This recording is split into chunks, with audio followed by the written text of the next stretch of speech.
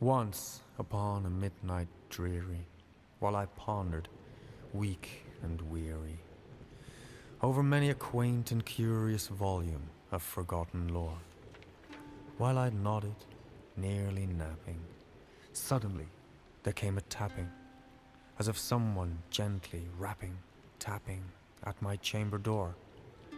"'Tis some visitor," I muttered, "tapping at my chamber door, only this, and nothing more."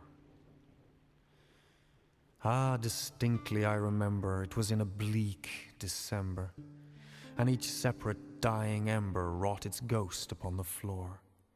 Eagerly I wished the morrow, vainly I had sought to borrow from my books surcease of sorrow, sorrow for the lost Lenore, for the rare and radiant maiden whom the angels name Lenore, nameless here forevermore.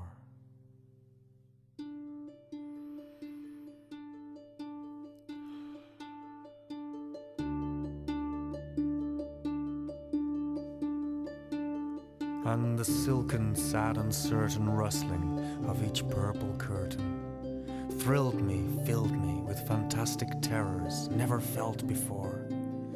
Presently, to still the beating of my heart, I stood repeating, "'Tis some visitor entreating entrance at my chamber door.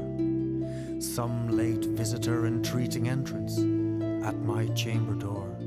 Merely this, and nothing more."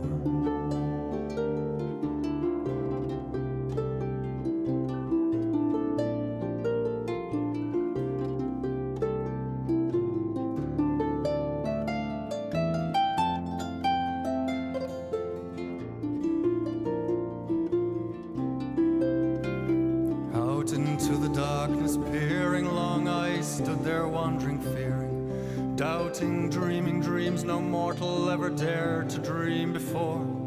But the silence was unbroken, and the stillness gave no token, and the only word there spoken was the whispered word Lenore. This I whispered, and an echo murmured back the word Lenore. Merely this, and nothing more. Back into the chamber turning, all my soul within me burning. Soon again I heard a tapping, somewhat louder than before. "Surely," said I, "surely that is someone at my window lattice. Let me see then what thereat is, and this mystery explore. Let my heart be still a moment, and this mystery explore. 'Tis the wind, and nothing more." Open wide I flung the shutter, when with many a flirt and flutter in there stepped a stately raven of the saintly days of yore. Not the least obeisance made he, not a minute stopped or stayed he, but with mien of lord or lady perched above my chamber door, perched upon a bust of Eris just above my chamber door, perched and sat, and nothing more.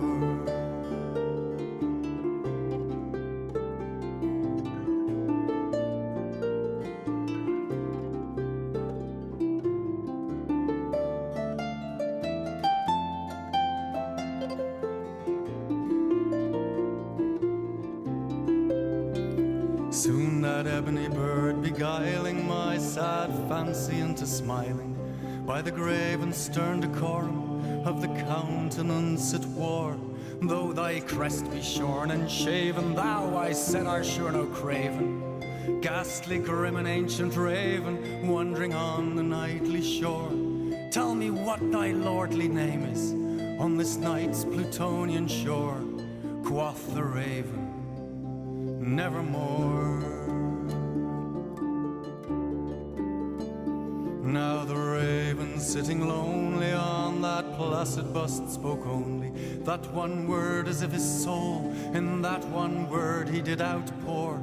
Nothing further than he uttered, not a feather than he fluttered, till I scarcely more than muttered, "Other friends have gone before, on the morrow he will as my hopes have flown before, quoth the raven, nevermore. Then methought the air grew denser, perfumed by an unseen censer, swung by seraphim whose footfalls tinkled on the tufted floor. Once more on the velvet sinking, I betook myself to linking fancy on to fancy, thinking what this ominous bird of yore, what this grim, ungainly, ghastly, gaunt and ominous bird of yore meant in croaking, nevermore.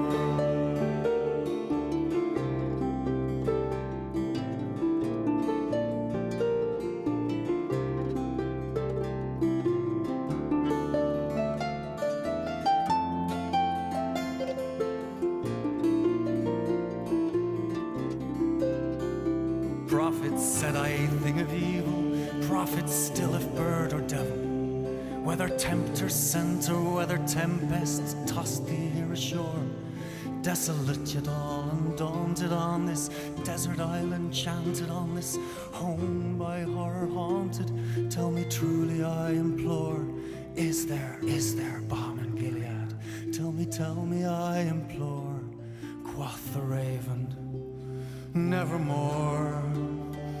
Prophets said I a thing of evil, prophets still if bird or devil, by that heaven stretched above us, by that God we both adore.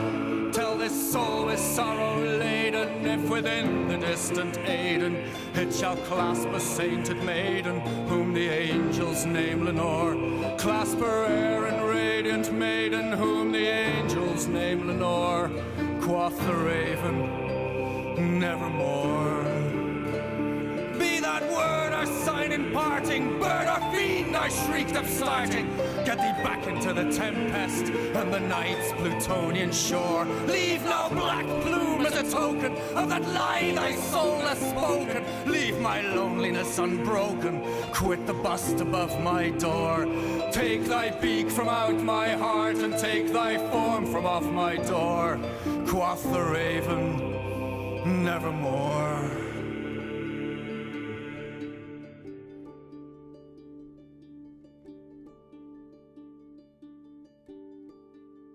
Now the raven, never flitting, still is sitting on the packed bust of Eris, just above my chamber door, and his eyes of all the seeming of a demon's that is dreaming, and the lamplight o'er him streaming throws his shadow on the floor, and my soul from out that shadow that lies floating on the floor will be lifted